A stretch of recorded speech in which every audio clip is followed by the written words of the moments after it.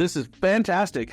I love this one. The mutiny continues, my friends. No need to worry. It's one in hand right now. Yeah, the mutiny continues amongst the ranks of registered real estate agents or realtors, members of NAR. Now, here I have a prediction about NAR. NAR's president is going to organize a bake sale outside local Walmarts to keep the doors open and the lights on in a couple of years from now. I mean, I think that's all but a done deal, but I'm not done with my prediction. My prediction is NAR's probably going to screw that one up too. Anyways, the latest salvo in this war of agent versus royalty, we have royalty, that being NAR. They moved to revoke the Phoenix Association of Realtors their license to lose their charter amid new MLS decisions in Phoenix, which gives access to non-realtors to their MLS, thus potentially costing NAR hundreds of thousands, if not millions of dollars. So yeah, that's a big problem for NAR right now, and the royalty up there who's running this whole thing, because as we know now, I mean, I don't know, how much do you think a couple of strippers, a private jet, a suite in Vegas, and a couple of bottles of Louis VIII cognac is going to cost you?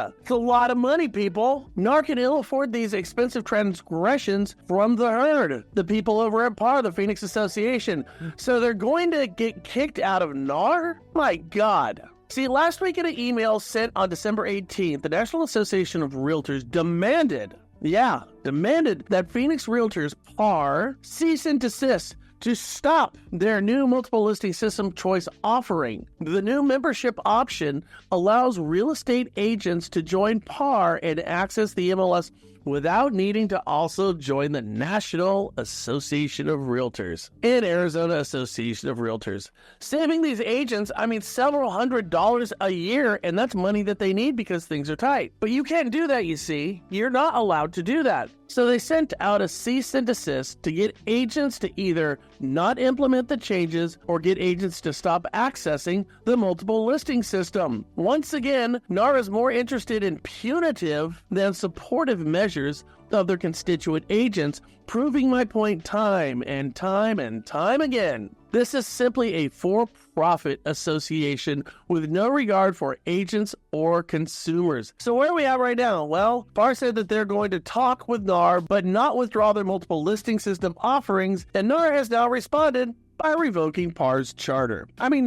Who cares? Phoenix is only the third largest market in the entire freaking country. I think other associations, other local associations, NAR affiliates all around the country ought to revoke their charter with NAR in solidarity with the agents over in Phoenix. They're brothers and sisters in contract and arms, not the Politburo over at NAR. You see, in doing so, you will at minimum show that you still have a pair and let the old intelligentsia know that you still have control and get one step closer, my friends, to that bake sale. And finally, NAR chopping at its membership at this particular time in history is a bit head-scratching considering the state of real estate, which is super thin, because 2024, my friends, is going to go down on the books officially as the worst year for real estate sales since 1995. That was 30 years ago.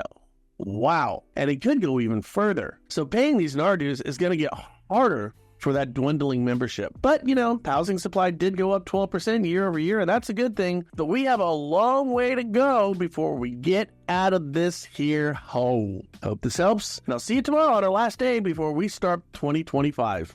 Later, skaters. Hey guys, Brian Stevens here in the waiting days of 2024. Listen, I have a client right now, and he was a little bit income short of qualifying for the house that he wants to buy. So we looked at his retirement. He was a little too young to retire, but he retired, so that allowed him in, even though it said you couldn't on your Fannie Freddie stuff. We ended up taking like an asset depletion route on that income, and that got us over the top. Now, most loan officers wouldn't consider looking at asset depletion if you have other forms of income, W-2 or 1099, anything really, and adding that to it, but that was a difference. And it was just a retirement account. There's so much money out there with our clients that we could actually use for income because LTV is a huge issue right now. And I got this from my account reps over at Oaktree. Just chewing the fat with those guys. So listen, loan officers, reach out to our Oaktree account reps. Just fill out the information down below, click the link down below anywhere, and you can have a one-on-one with them, or you could have your team talk with those guys. They're creatively looking at how we can build up income in ways that you probably haven't thought of before. So not only will they help you with your non-QM deals, but they'll help you outside of it. It saved the deal for me.